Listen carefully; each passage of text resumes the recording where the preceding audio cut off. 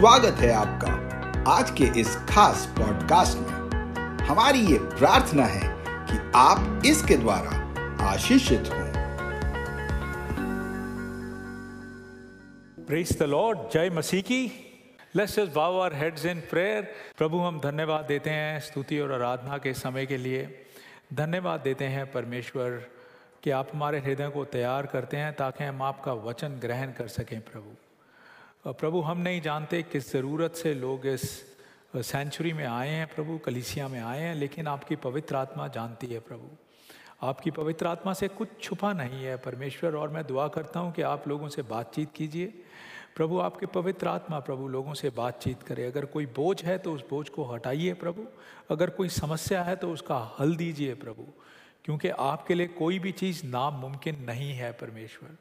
हम जो भी करना चाहते हैं प्रभु, उसका केवल एक उद्देश्य है कि आपका नाम ऊंचा उठाया जाए, आपके नाम की महिमा हो प्रभु। आप बढ़ें और हम घटें परमेश्वर। धन्यवाद करते हैं। ये सब चीज़ें हम प्रभु यीशु के नाम में मांगते हैं, आमेन। ऑलराइट, आज का मैसेज जो है एक कहानी के रूप में सुनाया जाएगा। एक्चुअली कुछ रेफरेंसेस हैं, बट उन रेफरेंसेस को मैं ही आपके सामने रख दूंगा। कोई नोट्स बनाने की आवश्यकता नहीं है, लेकिन अगर आप आज के उद्देश्य को या आज के मैसेज को समझ पाएँ तो मेरे लिए होगा कि परमेश्वर ने आप लोगों से बातचीत की है। जब मैं बाहर आया तो एक भाई मेरे पास आए और बोले कि आज के मैसेज का शीर्षक क्या है। तो मैंने उसका शीर्षक बताया, समझ से परे। It is beyond our understanding. अगर आप एफिशिएंस की जो एपिसल है उसका अगर आप तीसरा अध्याय पढ़ें तो तीसरे अध्याय के अंदर में अगर आप 15, 16, 17, 18, 19वां वर्ष पढ़ें तो वो वर्सेस कुछ इस प्रकार से बातचीत करते हैं। उन वर्सेस में लिखा है कि प्रभु का जो प्रेम है, अगर आप उसको नापने की कोशिश करते हैं, इंसान जो है हर चीज़ को नापने की कोशिश करता है। कई बारी पति पत्नी आपस में एक दूसरे से सवाल पूछते हैं, क्या तुम मुझसे प्रेम करते हो? और बेचारा पति अगर बोल दे हाँ तो अगला सवाल होता है कितना। अब कितने का मतलब कई बार है कहीं शॉपिंग के लिए जाना है या किस तरीके से उसको हम नापा जाए।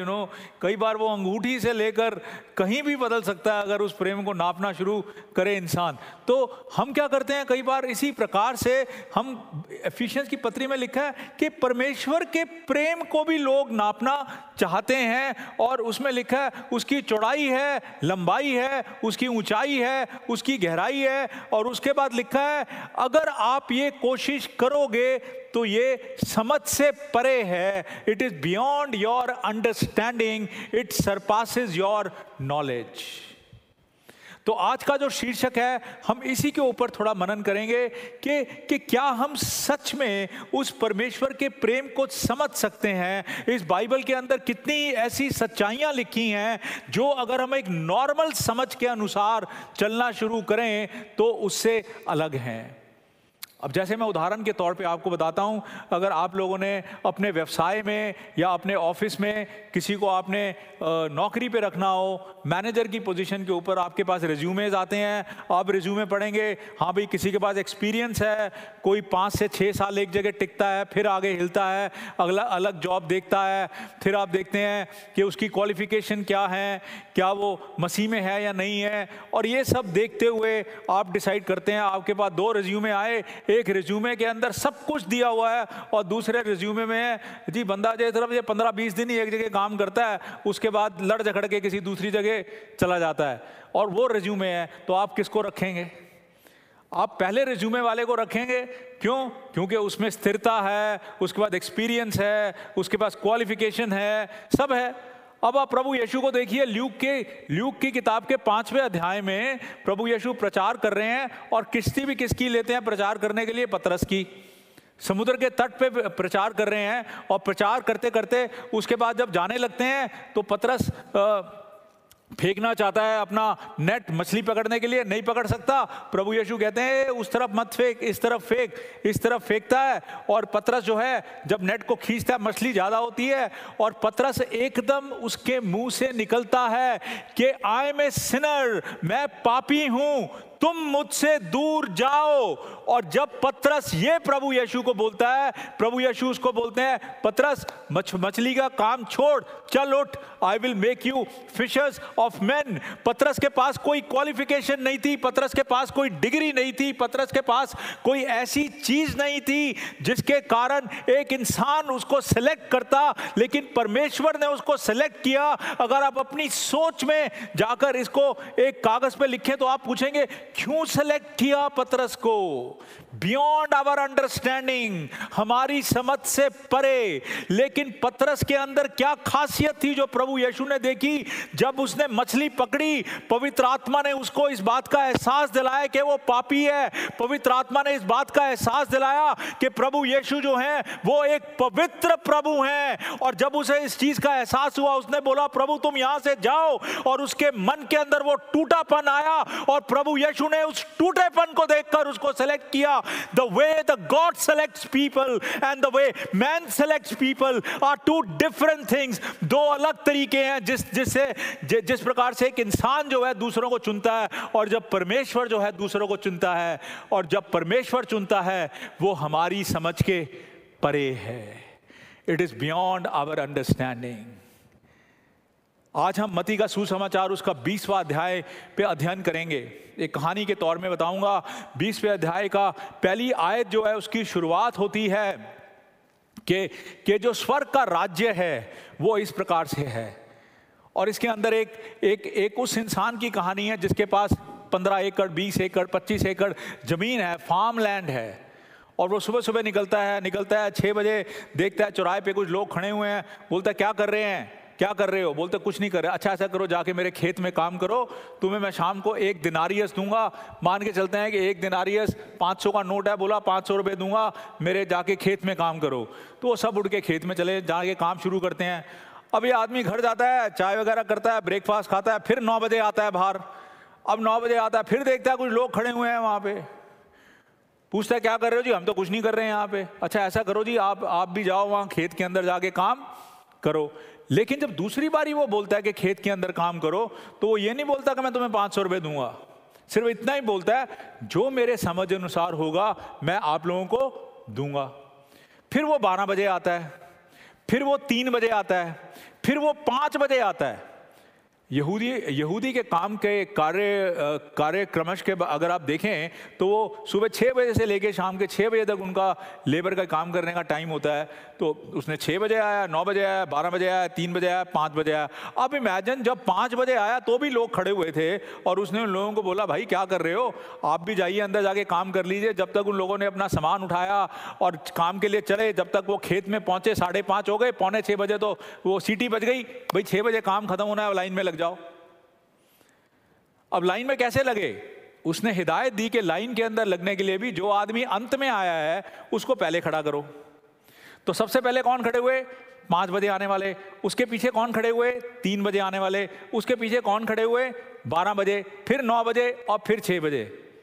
आप सब लोग हैं मेरे साथ जो मैं बता रहा हूं? हाथ उठा के बताओ एक बार। हाँ। अब मान के चलो, सच्ची देखो, दिल के अंदर देखना है। हमने शुरू में प्रार्थना की है, पवित्र आत्मा की उपस्थिति में बैठे हैं, ठीक है, कि 5 बजे आने वाला मैं हूं, और 12 और 9 और 6 बजे आने वाले आप हैं। आपकी नजर कहां होगी? कि ऐसे लाइन से देख के भैया इसको कितना मिल रहा है, होगी नहीं होगी? सच सच बताओ। जब आपके मन में तो यही आएगा यार ये तो अभी आया काम करने के लिए, इसको भी ये तनख्वाह दे रहा है, जरा आगे वाले को अभी देख कितना दे रहा है उसको। यार मैं नहीं बोल रहा हूं, बाइबल में लिखा है, बाइबल में लिखा है। क्योंकि पीछे वालों ने कैसे देखा? लाइन में खड़े हैं भाई, देखने के लिए तो किसी को बताना पड़ेगा ना देखने के लिए, और या खुद लाइन से बाहर निकल के देखना पड़ेगा। तनख्वाह लिफाफे में स्टेपल होके तो नहीं आ रही, वो तो दिनारियस जो है हाथ में पकड़ा रहा है वो लोगों के। तो उसने 500 का नोट निकाला, पहले वाले के हाथ में दिया। अब पीछे वाला क्या सोच रहा है कि जब मेरा नंबर आएगा यार आज तो 2000 मिलेंगे मुझे। गलत सोच रहा है? बताओ सही सोच रहा है ना वो। जब जिसने 1 घंटा काम किया, जब उसको 500 रुपये मिल रहे हैं, तो जब तक उसका नंबर आएगा जो 6 बजे से सुबह काम पे लगा हुआ है, तो वो तो यही सोच रहा है कि मेरे को 2000 मिलेंगे। उसने तो लाइन में खड़े खड़े प्लान भी बना लिया कि मैं उस 2000 रुपये का क्या करूंगा, कि आज चलो मैं यहाँ जाऊँगा, उसके बाद मैं ये करूँगा, उसके बाद ये करूँगा। अगर मोबाइल है तो बीवी को टेक्स्ट भी कर दिया, यार आज बड़ी मोटी तनख्वाह मिलने वाली है, थोड़ी देर सब्र कर, मैं आ रहा हूँ घर में। लेकिन जब उसका नंबर आया, परमेश्वर ने उसको भी बोला कि 500 रुपये दिए। अब जब उसको 500 रुपये मिले तो उसने बड़बड़ाना शुरू कर दिया। मैंने लिखा, हिंदी बाइबल में वचन है, उसने बुड़बुड़ाना शुरू कर दिया। जब उसने बुड़बुड़ाना शुरू किया तो जो मालिक है उसने बोला कि तू क्यों बुड़बुड़ा रहा है? जो मैं तेरे को देना, जो मैंने तेरे को वादा किया देने का, वही मैं तुझको दे रहा हूं, तो फिर तुम किस लिए अभी बुड़बुड़ा रहे हो? और उसके बाद मालिक बोलता है कि ये तो मेरी मर्जी है, जो मेरे पास में है मैं जिसको मर्जी दूं, मतलब अपने अनुसार मैं लोगों को दूं। अगर आप इस कहानी का सारांश अगर मैं आप लोगों के सामने रखना चाहूं तो I want to bring 2 English words, उसके बाद मैं उसका हिंदी में अनुवाद करूंगा। It is called a paradigm of measurement and mercy. मतलब ये एक इंसान की सोच है जो नापतोल और दया को तराजू के 2 पहलू में रखती है। एक मसीह व्यक्ति जो है, कई बार वो सोचता है कि मेरे को परमेश्वर की करुणा और दया तब मिलती है जब मैं मेजरमेंट, जब मैं अपने कार्य को मेजर करूं, जब मैं पूरी तरीके से नापतोल करूं और उस नापतोल के अनुसार मेरे को परमेश्वर की दया और करुणा मिलती है। और परमेश्वर इस पैराबल द्वारा बता रहा है कि मेरी दया जो है वो सबके लिए है, वो आप लोगों के काम पे निर्भर नहीं करती पर मेरे चरित्र पे निर्भर करती है, क्योंकि मैं एक ऐसा परमेश्वर हूं जो दयावान हूं, जो लोगों को देना चाहता हूं और मेरी इच्छा है मैं लोगों को दूं। Understand this aspect. अगर आप इस चीज को, इस मुख्य चीज को आप समझ पाएंगे, the paradigm of measurement and mercy, क्योंकि हम में से कितने ही ऐसे मसीह हैं आज जो परमेश्वर को हमने अपने जीवन में ग्रहण किया, परमेश्वर को जान लिया, लेकिन फिर भी हम उसकी दया को, उसकी उपस्थिति को, उसकी प्रेजेंस को, उसके अनुग्रह को, उसकी माफी को, उसके प्रेम को हम एंजॉय नहीं कर रहे हैं, क्योंकि हमारा सारा ध्यान जो है मेजरमेंट में ही लगा हुआ है। हमारा सारा ध्यान जो है वो मेजरमेंट में ही लगा हुआ है कि हम सोचते हैं जब ये 10 चीजें अगर इंसान में हैं तो वो अच्छा मसीह है तो उसको 10 किलो दया मिलेगी। ये चीजें अगर इंसान में नहीं है तो वो बुरा मसीह है, अगर वो बुरा मसीह है तो उसको सिर्फ 1 किलो दया मिलेगी। इसी बात को अगर आप आगे लेके चले, 2 व्यक्ति हैं, मैंने बोला कहानी की तरह सुनाऊंगा ताकि समझ में आपको आ जाए। एक व्यक्ति है, सुबह 6 बजे उठा, तो वो तो बड़ा धर्मी आदमी है भाई, सुबह 6 बजे उठ जाता है। दूसरा 1 बजे उठा दोपहर को, बड़ा अधर्मी आदमी है, क्योंकि बाइबल में तो ये कहीं लिखा नहीं हुआ कि प्रभु यीशु तो सुबह 5 बजे और 7 बजे के बीच में ही लोगों से बातचीत करेंगे, उसके बाद परमेश्वर का दिनचर्या शुरू हो जाता है और दोपहर के 1 बजे वो रेस्ट करते हैं। तो जो इंसान 1 और 3 के बीच में उठा उसके साथ प्रभु यीशु बात नहीं करेंगे। बाइबल में तो ऐसा नहीं लिखा, लेकिन हम लोगों ने बनाया हुआ है कि प्रातः काल के समय, बाइबल में लिखा है प्रभु यीशु प्रातः काल के समय जाते थे दुआ करने के लिए। आज भी लोग हैं जो प्रातः काल के समय जाते हैं दुआ करने के लिए, लेकिन इससे प्रभु की दया पे कोई फर्क नहीं पड़ता। लेकिन हम आपस में सोचते हैं कि उसकी दया पे फर्क पड़ता है। उसके बाद वो 6 बजे उठता है, वो बोलता है भाई मैं तो सुबह उठते सबसे पहले अपनी बाइबल खोलता हूं।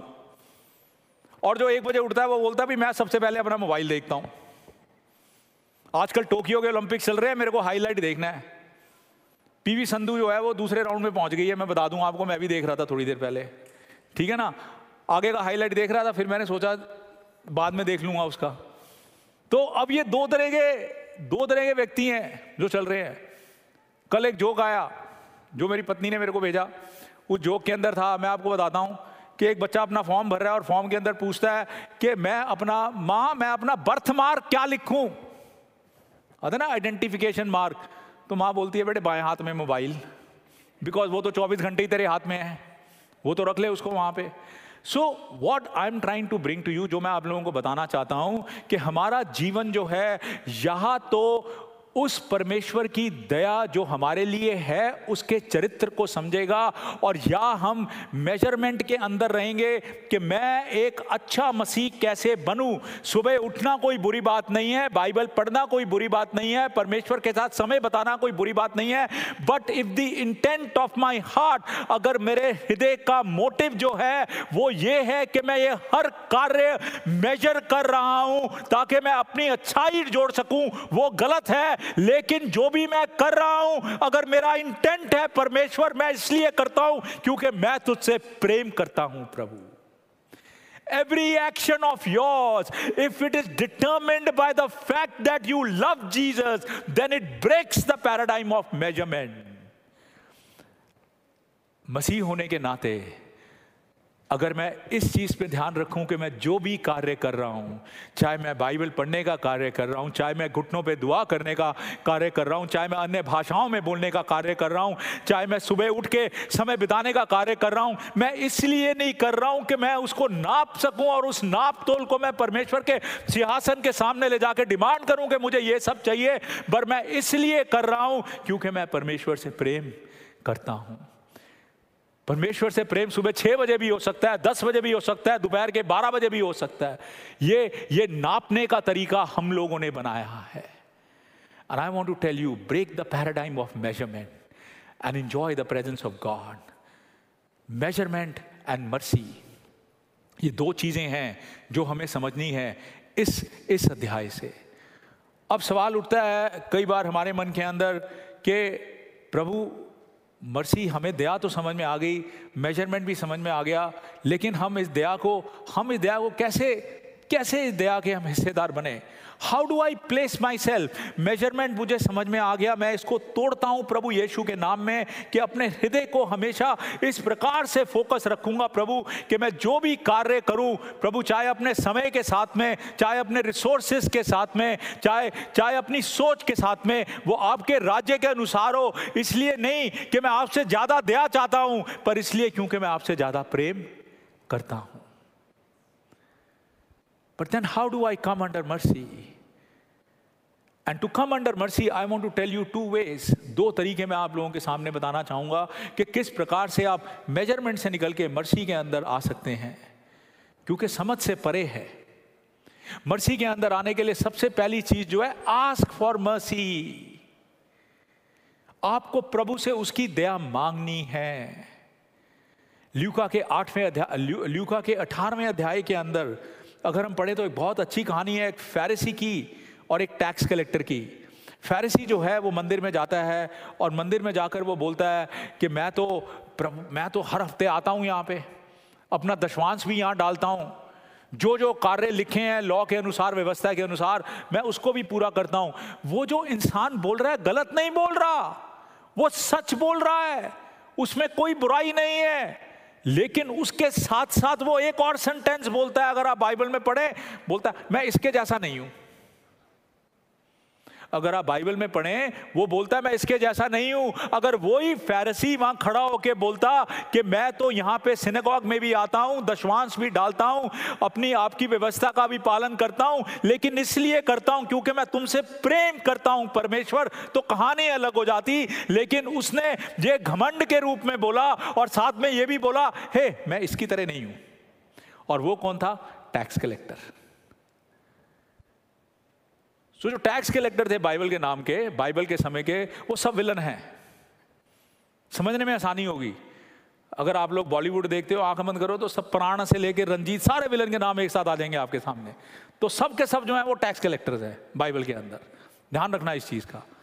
अब टैक्स कलेक्टर्स का मेन काम क्या होता है? टैक्स कलेक्टर का मेन काम होता है कि यहूदियों से उन्होंने टैक्स लेना है। अगर बनता 10 रुपया तो 15 लेने हैं, 15 बनता है तो 20-30 लेने हैं, और इस तरीके से उन्होंने अगर टैक्स लेना है तो ये इसलिए सारे लोग उनसे घृणा करते थे। अब टैक्स कलेक्टर जो है वो भी मंदिर के बाहर खड़ा है। अगर आप बाइबल में पढ़ें तो उसकी आंखें नहीं उठ रही ताकि वो परमेश्वर के सिंहासन को देखे। उसके मुख से सिर्फ एक वाक्य की दुआ निकली कि प्रभु मेरे पे दया कर। He asked for mercy। उसने ये नहीं बोला कि वो क्या अच्छाई करता है, उसने ये नहीं बोला कि मैं क्या बुराई करता हूं, उसने केवल एक वाक्य में अपनी प्रार्थना को खत्म कर दिया बोल के कि प्रभु मेरे को तेरी दया की आवश्यकता है, मुझ पर दया कर परमेश्वर।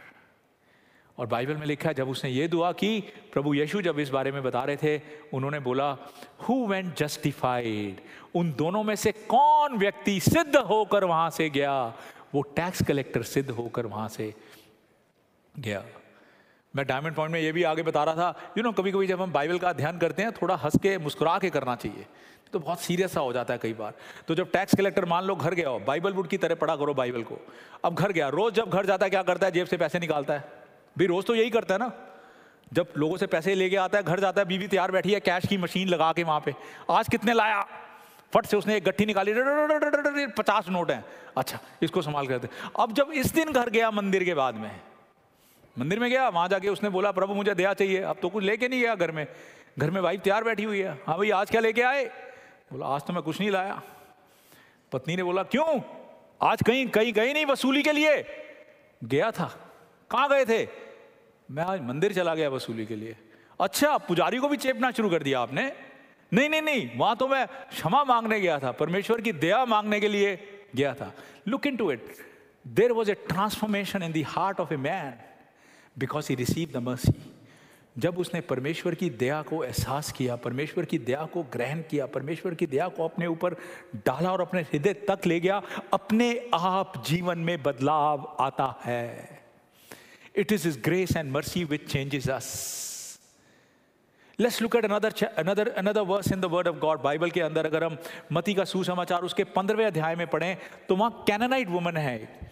कैनानाइट वुमन गोज टू जीसस, प्रभु यीशु के पास जाती है। उसकी पुत्री है, उसको दुष्ट आत्माएं तंग करती हैं, और जब उसे दुष्ट आत्माएं तंग करती हैं और वो प्रभु यीशु के पास में जाती है तो प्रभु यीशु से क्या मांगती है? केवल एक वाक्य में प्रार्थना, और वो प्रार्थना क्या है? हैव मर्सी ऑन मी, मेरे पे दया करो प्रभु, मेरी बेटी को चंगाई दो।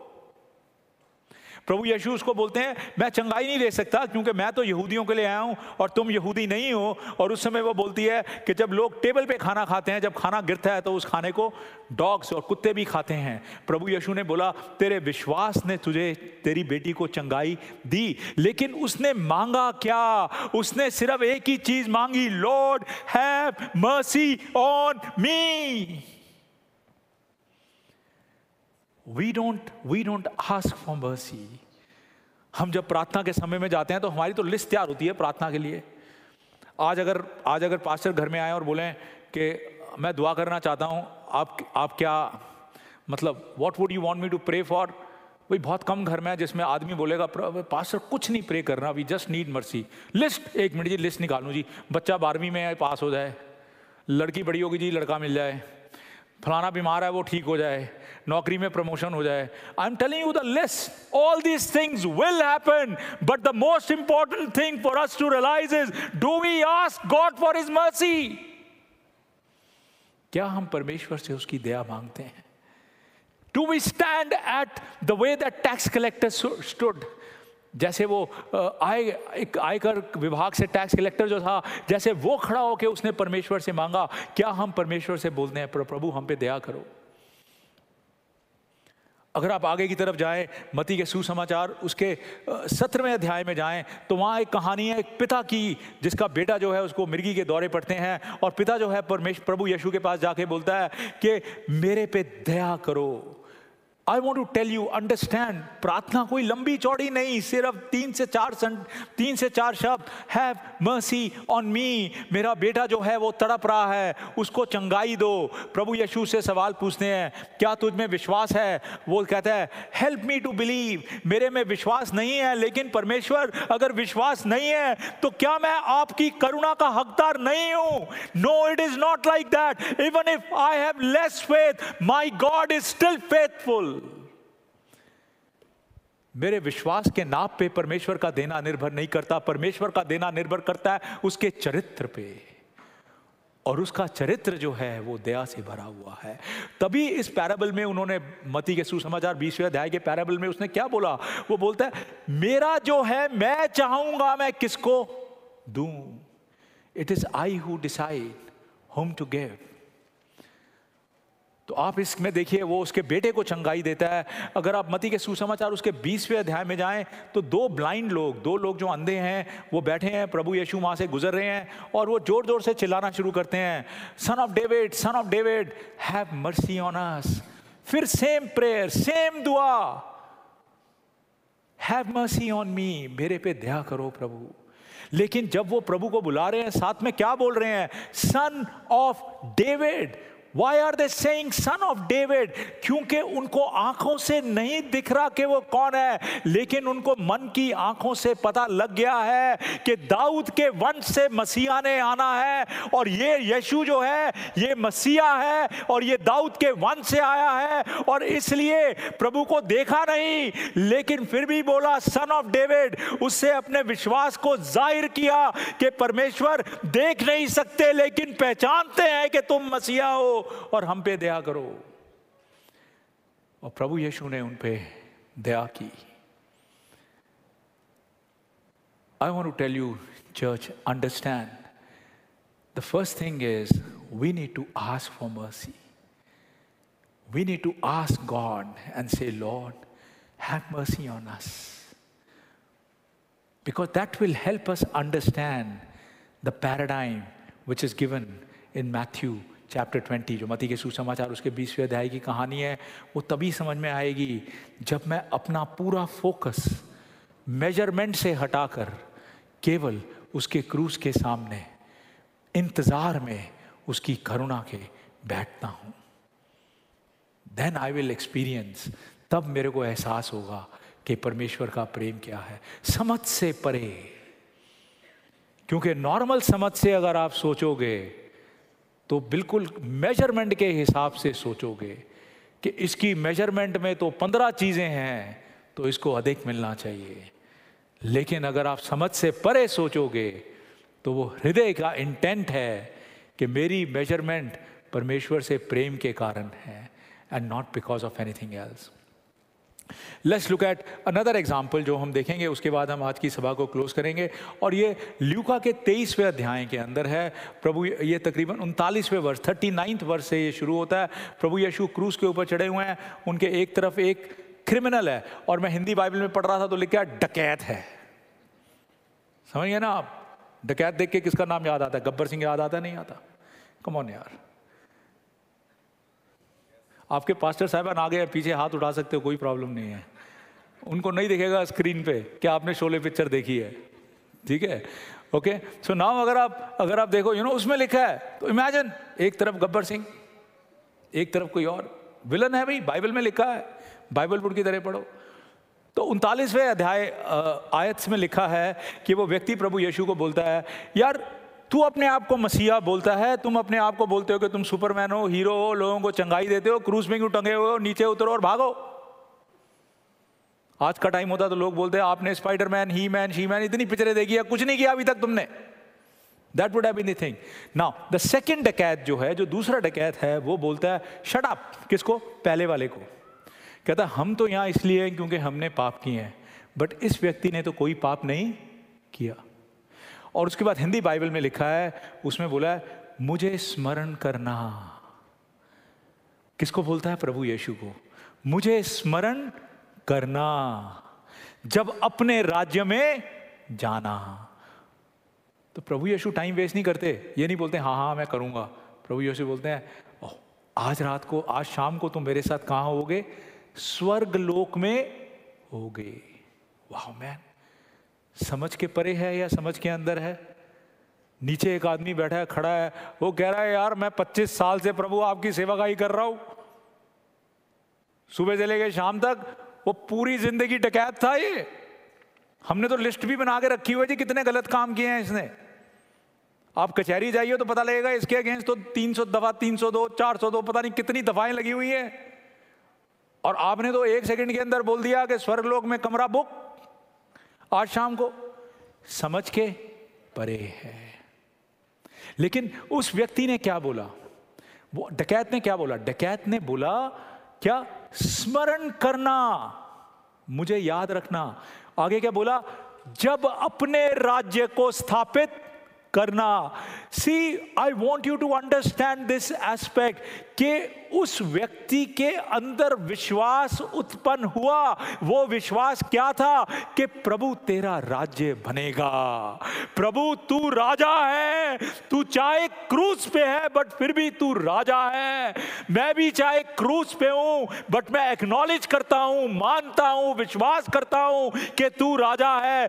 इसलिए स्मरण करना जब तू अपने राज्य को स्थापित करना। उस विश्वास द्वारा उसको स्वर्गलोक मिला। बियॉन्ड आवर अंडरस्टैंडिंग, हमारी समझ से परे। Not by measurement but simply by faith.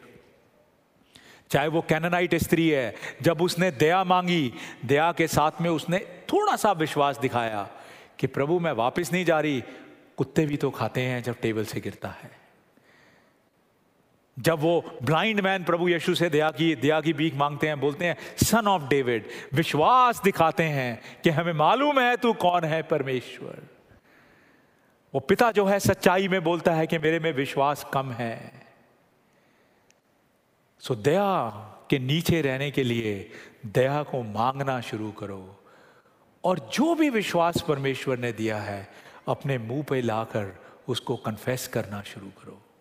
And then you will realize the total understanding of what it means कि आप नाप नहीं सकते उसके प्यार को, उसकी लंबाई, चौड़ाई, ऊंचाई, गहराई आप नाप नहीं सकते, लेकिन आप उसकी जो दया है उसको समझ सकते हो।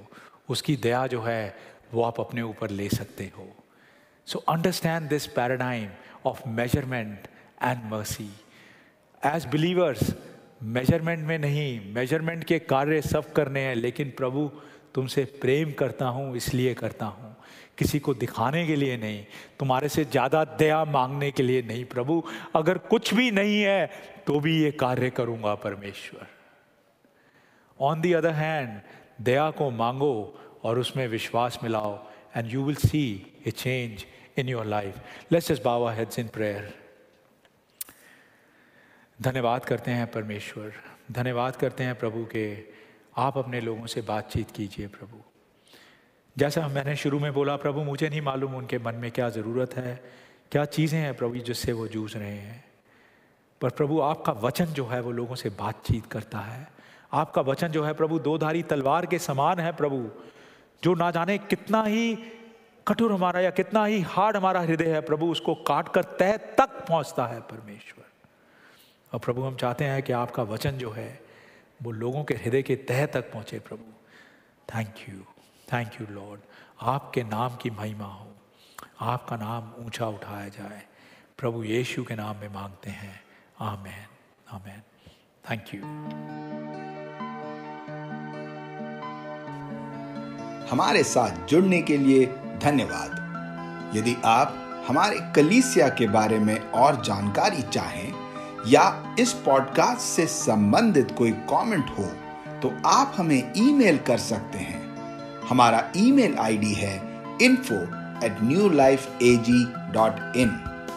अगर आपको हमारा ये पॉडकास्ट अच्छा लगा हो तो इसे लाइक करें और अपने मित्रों के साथ शेयर करें। प्रभु आपको आशीष